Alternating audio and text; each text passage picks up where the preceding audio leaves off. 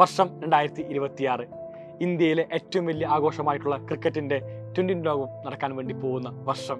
സംഘാടകർ ആയിട്ടുള്ള രാജ്യം ഒരിക്കലും ലോകകപ്പ് നേടിയ ചരിത്രവും ഉണ്ടായിട്ടില്ല ഇന്നേ വരെ. അപ്പോൾ അതുകൊണ്ട് ഇന്ത്യക്ക് ലോകകപ്പ് നേടാൻ വേണ്ടി സാധിക്കുമെന്നൊരു പ്രതീക്ഷ ആർക്കും തന്നെ ഇല്ല. 2 കാരണങ്ങളുണ്ട്. ഒന്ന്, ഈ കാണുന്ന ചരിത്രവും. രണ്ടാമത്തെ കാര്യം, വീക്കസ്റ്റ് ടീം ടിൽ ഡേറ്റ്. ഇത്രകാലം ഇന്ത്യ കളിച്ചതിൽ വെച്ച് ഏറ്റവും മോശം ടീം ഇന്ത്യ പ്രസന്റ് ചെയ്തിരിക്കുന്നു. കോഹ്ലിയും രോഹിത്തും ഇല്ലാത്ത ഒരു ലോകകപ്പ് നമ്മളിതാ ഈ അടുത്ത കാലത്തൊന്നും തന്നെ കണ്ടിട്ടില്ല. നേരിടാൻ വേണ്ടി പോകുന്നൊരു നിമിഷം. ലോകകപ്പ് ആരംഭിച്ചു.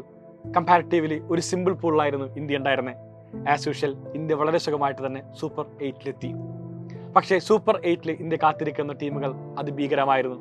ആദ്യ കളി തന്നെ ഇന്ത്യ തോറ്റുകൊണ്ട് സൂപ്പർ 8 ആരംഭിച്ചു.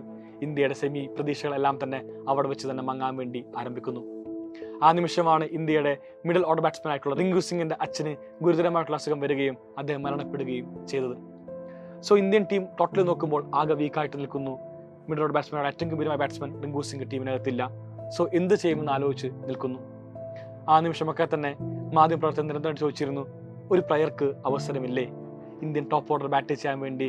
ഏറ്റവും ഗംഭീരമായി ബാറ്റ് വീശുന്ന, ഏറ്റവും ബാറ്റ് സ്പീഡുള്ള ഇന്ത്യയിലെ ടോപ്പ് ഓർഡർ ബാറ്റ്സ്മാൻ ഇല്ലേ എന്ന് തിരിച്ചു ചോദിച്ചു. അതിന്റെ മറുപടി ഇന്ത്യൻ ക്യാപ്റ്റൻ ഒരു ചിരിയിലൂടെ അവസാനിപ്പിച്ചു. ഒറ്റ ചിരി മാത്രം ചിരിച്ചുകൊണ്ട് അദ്ദേഹത്തിന്റെ ടീമിനകത്ത് യാതൊരു സ്ഥാനവുമില്ല എന്നാണ് പ്രഖ്യാപിച്ചു. സ്ഥാനം മാത്രമല്ല, ടോട്ടലി ആ നിമിഷം ലോകത്തിന് മുമ്പിൽ പരിഹസിക്കപ്പെടുന്ന ഒരു സാഹചര്യവും ഉണ്ടായി. ഇങ്ങനെ സാഹചര്യത്തിനകത്ത് ആൾക്ക് റിങ്കു സിംഗിന്റെ അഭാവത്തിൽ ഒരു ഒഴിവ് വന്നു. ആൾ ഇന്ത്യൻ ടീമിലേക്ക് വരുന്നു.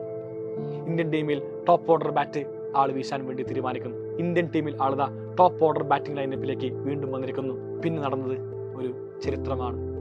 ഏറ്റവും പ്രധാനപ്പെട്ട ഫൈനൽ പോലെ തന്നെ പ്രധാനപ്പെട്ട മത്സരം, വെസ്റ്റ് ഇൻഡീസിനൊപ്പമുള്ള ക്വാർട്ടർ ഫൈനൽ.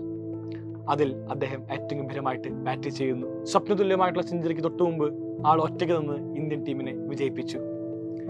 തുടർന്ന് സെമിയും ഫൈനലും ആളുടെ കളി കാണാൻ വേണ്ടി ഇന്ത്യൻ മൈതാനങ്ങൾ എല്ലാം തന്നെ തടിച്ചുകൂടി. കോഴിക്കോടങ്ങാടിയിലും ഈ കാണുന്നതിന്റെ ഒരു വേവ് ഉണ്ടായിരുന്നു. ഞങ്ങളെല്ലാവരും ആ കാണുന്ന കളി കാണാൻ വേണ്ടി പോയി. ഓരോ ഗാലറിയും ആൾക്ക് വേണ്ടി ആർപ്പ് വിളിച്ചു. നിങ്ങൾ മനസ്സിലാക്കേണ്ട കാര്യം, 2 ആഴ്ച മുമ്പ് ഇന്ത്യൻ ടീമിൽ ഇന്ത്യൻ ക്യാപ്റ്റൻ പരിഹസിച്ച വ്യക്തി ഇതാ ലോകം കൊണ്ടാടാൻ വേണ്ടി പോകുന്നു. അദ്ദേഹത്തിന്റെ പേരാണ് സഞ്ജു സാംസൺ. പിന്നെ നടന്ന് എല്ലാം ഒരു ചരിത്രം. ഇന്ത്യ ലോകകപ്പ് നേടി. ചുരുങ്ങിയ മത്സരം കൊണ്ട് മാൻ ഓഫ് ദി സീരീസ് ആയി സഞ്ജു സാംസൺ മാറിയിരിക്കുന്നു. സഞ്ജുവിൽ ഏറ്റവും കൂടുതൽ ഒരു പ്രശ്നം പറഞ്ഞ വേറൊന്നുമല്ല, ഇൻകൺസിസ്റ്റൻസി. സഞ്ജു കൺസിസ്റ്റന്റ് അല്ല. അതുകൊണ്ടാണ് ഇന്ത്യൻ ടീമിൽ അവസരം ലഭിക്കാഞ്ഞെന്നാണ് എല്ലാവരും പറഞ്ഞിരുന്നത്. മനസ്സിലാക്കേണ്ട കാര്യം, ഇതുപോലെയാണ് നമ്മുടെ പഠനവും. നമ്മൾ കൺസിസ്റ്റന്റ് ആണോ എന്ന് ചോദിച്ചു കഴിഞ്ഞാൽ അല്ലായിരിക്കും. പക്ഷേ നമുക്കെല്ലാവർക്കും വേണമെങ്കിൽ കൺസിസ്റ്റന്റ് ആണെങ്കിൽ ലോകം നമ്മളെ വാഴ്ത്തും. നിങ്ങളെ പാരൻസ് ആയിക്കോട്ടെ, നിങ്ങളുടെ ടീച്ചേഴ്സ് ആയിക്കോട്ടെ, സുഹൃത്തുക്കളായിക്കോട്ടെ, എല്ലാവരും നിങ്ങളെ ഏറ്റവും അധികം ഉയർത്തിപ്പാടും. നമ്മൾ അതിന് ചെയ്യേണ്ടത് കൺസിസ്റ്റൻസി മാത്രമാണ്. ഏറ്റവും ഗംഭീരമായിട്ട് നമ്മൾ പഠിക്കാൻ വേണ്ടി തയ്യാറാവുക. ഇപ്പോൾ ഒരുപാട് കുത്തുവാക്കുകളും അതുപോലെ തന്നെ തരം താഴ്ത്തലും എല്ലാം തന്നെ നിങ്ങൾ ചിലപ്പോൾ കേൾക്കുന്നുണ്ടാകാം. ആ കാണുന്ന എല്ലാത്തിനും നമ്മൾ മറുപടി പറയുന്ന വർഷമാണിത് വരാൻ വേണ്ടി പോകുന്നത്. നമ്മൾക്ക് നമ്മുടെ മാർക്ക് കൊണ്ടുവേണം ഇതിനുള്ള മറുപടി എല്ലാവർക്കും കൊടുക്കുവാൻ വേണ്ടി. സോ എല്ലാ മക്കളും ഇപ്പോൾ തന്നെ പഠിക്കാൻ വേണ്ടി തയ്യാറാവുക. ചുരുങ്ങിയ സമയം മാത്രമാണ് നമുക്കിനി ബാക്കിയുള്ളത്.